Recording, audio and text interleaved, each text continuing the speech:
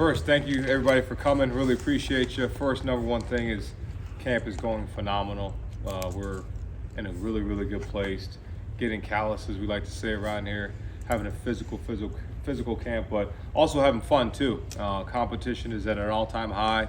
Guys are not satisfied where they're going to be, and we're going to continue to do that. You know, I know there's some questions regarding the whole NCAA investigation and thing, and really the statement is, you know, we're cooperating with the NCAA fully. Have in the past, will in the future, and we'll continue to do that. I'll just say this, is that I look forward to them being released, and that's it. I mean, the list is huge. There's a guy at every position that's really taken the next step. I think the guy that really has been where he was in the spring and taken the next step in fall camp is TJ Guy. He's a guy that's really taken that next step of, you got Josiah, you got Derek, and you got him, and you got other guys that are chomping at the bit, but he's really taken that step to be an elite player and be that guy that, you know, there's not that much of a drop off like last year. So I feel really good about TJ, and he's changed his body. He's done a lot of great things, and at every position you can go down the line, and we'll talk about other positions. But another guy that just jumps out is a guy that has started a game for us is Gio Hadi. I mean, he's changed his body. And then I think being behind Keegan and Zinner the past couple of years, he's really done a really good job of learning. You know, we always say watch, emulate, surpass, and that's what he's trying to do. So those guys have all, you know, the whole team's been outstanding, but those two I could think specifically, and ironically they're really, really close. I think they were roommates, so good to see. I mean, they're all been really good. They've had their days that one guy's been good, one guy's been really good, one guy's been better. So not a front runner. Really kind of all even playing right now, and we'll see how we go into this week, next week, and then game week. Yeah, I mean, I think one, conditioning, they're just doing a really good job of trying to keep themselves in the top shape, knowing that they got to play a couple more snaps. Two, leadership. They've really taken a leadership role, and they're still young guys, they're only juniors.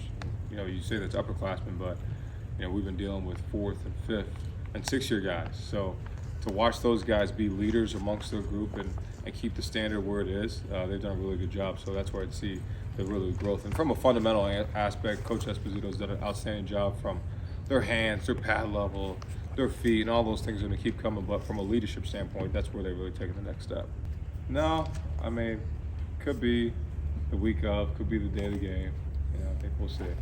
Yeah, you know, I just talked to Coach yesterday, and really what went into the decision is we made that decision like in March, or I think it was January, February actually, January, February. So it's really to honor him of what he's done for Michigan. I mean, came back for 9 years and took us to where we are now. So it was really to honor him. It was nothing besides that. And you know, yesterday he called me, told me that didn't feel that he could leave his team in true Coach Harbaugh fashion, and wanted to be in the foxhole with his team and not want to make it look like he was taking a deep, long bow. So he's not going to make it for the game, but we're going to have some of our guys that are there, and then Jack and Jackie Harbaugh are going to take his place. So super excited about that. There's a couple of them. I mean, starting quarterback position, Jaden Davis. He has the it factor, makes plays, competitive. Obviously was a 3-time state champion, player of the year, poise, has ability. We'll see how it progresses. His teammate, Channing Goodwin, I mean, he's a playmaker. He's a dude that's going to probably help us this year in some way, shape, or form. And always said that it's easier to play the farther you are from the ball, especially early. You know, if you're a lineman, D lineman, it's harder to play early. So those guys up front, those linemen, especially the O linemen, it's harder for them to play early. And they're all going to be really good players. But those two, from a skill set standpoint, I think offensively will be the guys. And then the tight ends have been awesome. Jordan Marshall is probably the next guy. He's got a chance to be special, dynamic. Could he be that third back potentially? Yeah, we'll see.